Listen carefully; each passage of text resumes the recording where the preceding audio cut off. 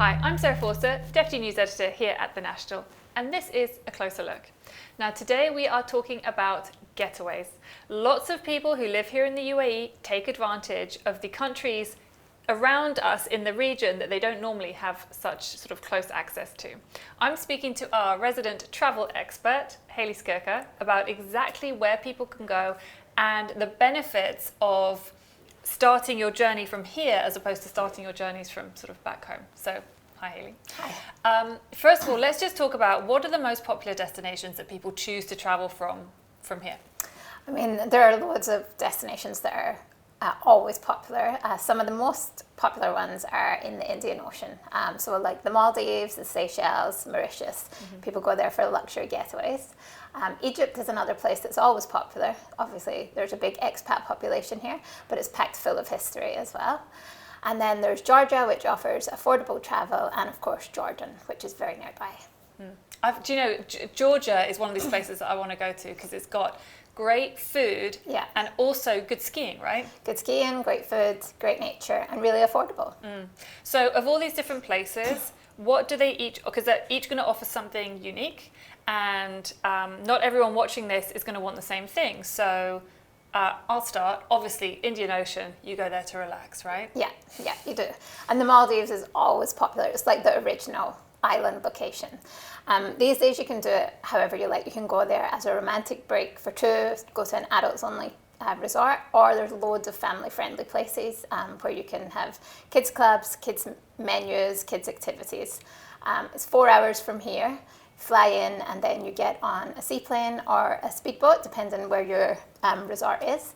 And then you're on your, well, not your private island, but you're on your island destination and you're kind of forced to relax. You can't really go sightseeing. It's more about getting some beach time, maybe doing some scuba diving or some snorkeling and eating some nice food.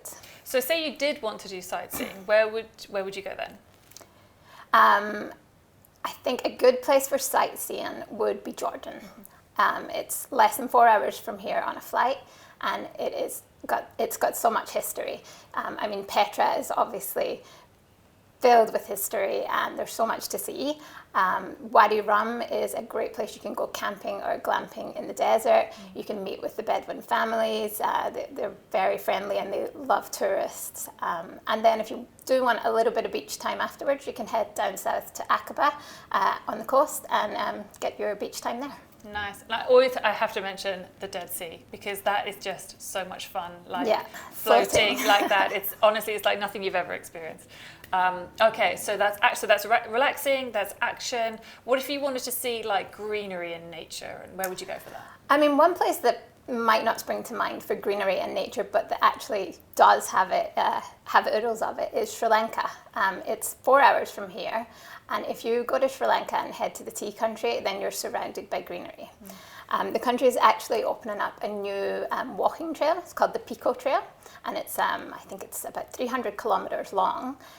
It's in soft launch at the moment and officially opens in June, and you can go there and hike through these ancient tea plantations surrounded by greenery, and you can stay in like the bungalows that the tea planting companies used to own. You can have meals with local families, and then once you've had your fill of greenery, if you ever can, then you can head down south to the coast. There's some beautiful beaches in Sri Lanka as well, and again, it's really affordable.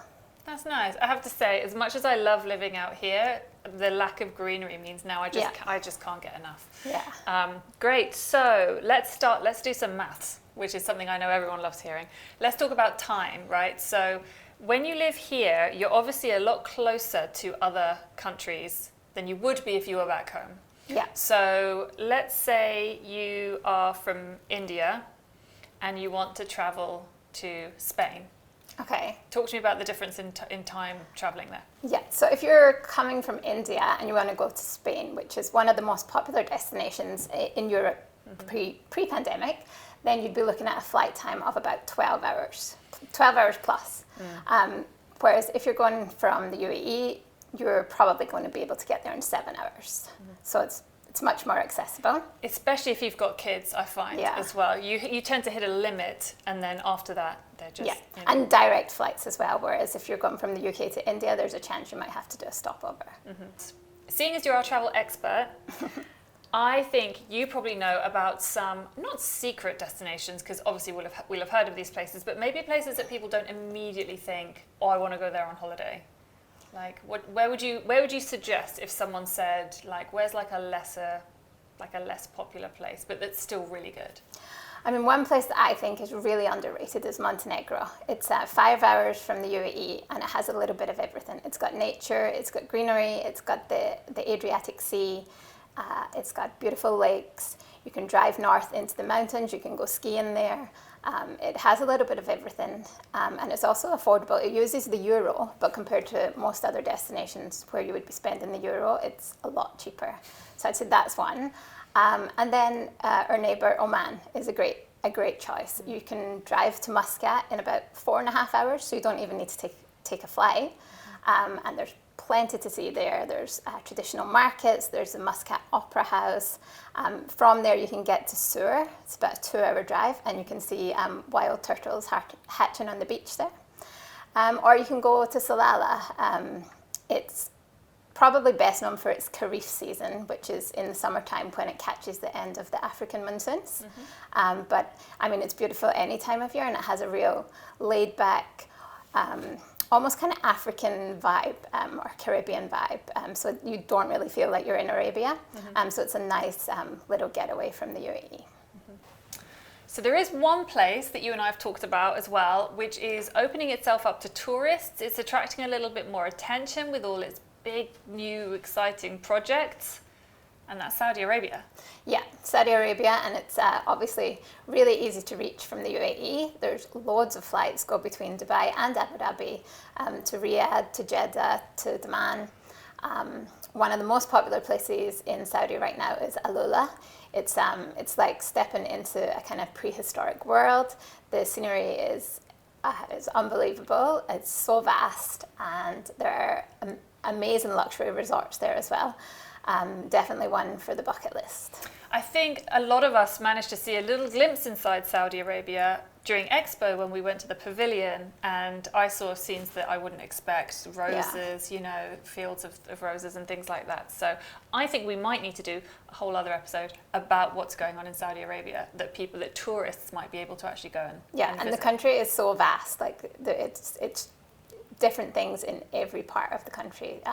There's places where it's snowing in the winter, and then there's the coastal region with amazing scuba diving. So yeah, there's a lot to discover there. I think we're going to have to do like a whole show about Saudi Arabia, because there is so much going on out there that a lot of people don't realize. They're trying to attract tourists, and I think there's too much for just one little segment in this show. We're going to have to do another one. Yeah. But anyway, thank you so much for coming in, Hayley. Thank you. And it sounds as though no matter what kind of holiday you want to have, be it relaxing, action, nature, skiing, whatever, it's on offer within about 4 or 5 hours of the UAE. And that's our episode on travel getaways and where you can get to within just a hop, skip and a jump from the UAE. If there's anything you'd like us to do a closer look on, let us know in the comments, and you can catch all our episodes of A Closer Look from right here in the newsroom on our YouTube channel.